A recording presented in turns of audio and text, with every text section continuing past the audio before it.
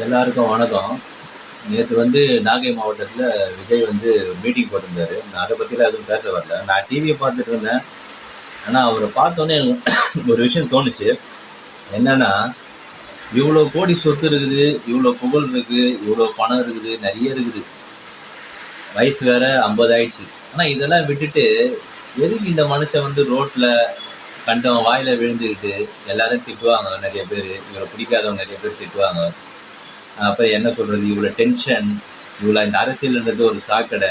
எதுக்கு இந்த ரெஸ்ட் எடுக்க வேண்டிய நேரத்தில் இப்போ இந்த 50 ஏஜ் ஆயிடுச்சு. 50ன்றது ஒரு சின்ன வயசுன்னு சொல்ல முடியாது. ஓரளவுக்கு முதுமையை நோக்கி பயணம் பண்ணுற ஒரு ஏஜ். இந்த ஏஜ் ரெஸ்ட் தான் எடுக்கணும்.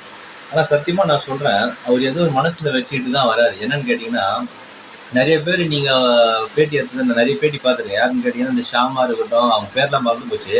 அவங்க என்ன சொல்கிறாங்கன்னா, ஷூட்டிங் ஸ்பாட்டில் இவர் என்ன சொல்லுவார்னா, நான் என்னை இவ்வளோ உச்சத்துக்கு ஏற்றி வச்ச மக்களுக்கு நான் ஏதாச்சும் செய்யணும். அது ஒருத்தர் சொன்னால் சொல்லலாம், ஏதோ பேசி வச்சு பண்ணுற மாதிரி. ஆனால் இவர் பேட்டி எடுக்கிறவங்க நிறைய பேர் பார்த்தீங்கன்னா, விஜய் உங்ககிட்ட என்ன சொல்லியிருக்காரா, என்ன சொல்லியிருக்கான்னு கேட்க சொல்ல அவங்க சொல்கிற எல்லாரும் வாயிலேருந்து வர வார்த்தைலாம் இதான், என்னை இவ்வளோ உச்சத்துக்கு தூக்கி வச்ச மக்களுக்கு ஏதாச்சும் செய்யணும். யாரும் இந்த மாதிரிலாம் யாரும் சொல்ல மாட்டாங்க. சத்தியமாக ஒருத்தர்கிட்ட வேணால் சொல்லலாம், எல்லாருக்கிட்டையும் இந்த மாதிரி சொல்கிறதுல இது பாசிபிளே கிடையாது. ஆனால் அது சொல்லியிருக்காருன்னா அவர் மனசுல ஏதோ ஒன்று இருக்குது. சத்தியமா தமிழ்நாட்டுக்கு ஒரு விடியல் இருக்குன்னு நான் நினைக்கிறேன்.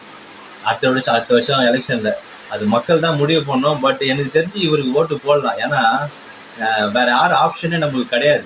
இவரை தான் நம்ம நம்பி ஆகணும், அவர் வழியே கிடையாது. ஆனால் எனக்கு என்ன தோணுதுன்னா, இவரை 100% நம்பலாம். கண்டிப்பாக நல்லது நடக்கும்னு நான் நினைக்கிறேன்.